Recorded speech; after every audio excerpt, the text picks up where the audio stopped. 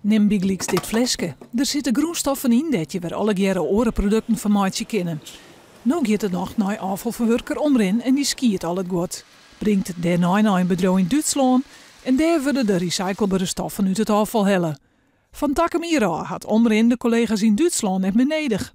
Er komt een fabriek van plasticverwerker in Verco hier op een wierde, zodat de Frieske recycling weer een stapje verder kan. Van al het huishoudelijk afval wordt al 64,5% gerecycled.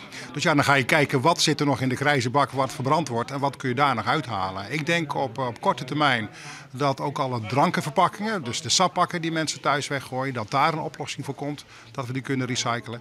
En ik hoop dat we het allemaal nog wat verder op kunnen toeren, zeg maar, om uiteindelijk naar toch wel boven de 70% te komen. Overal miljoen wordt er in het nieuwe fabriek investeerd. Er wordt uiteindelijk groenstoffen produceren dat je Big Leaks deze lanteernpelen van maatje kennen.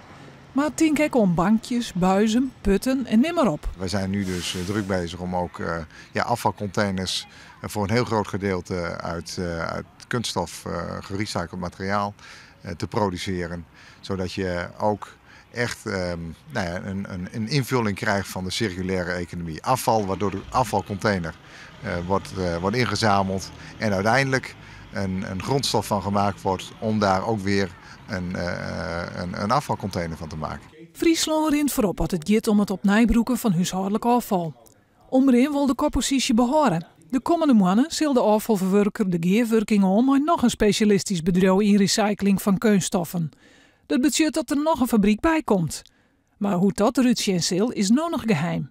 En ik zal er meer geerwerken worden met Hegeskwallen, Stenden, NHL en het Van Hal om meer onderzoek te doen naar recycling.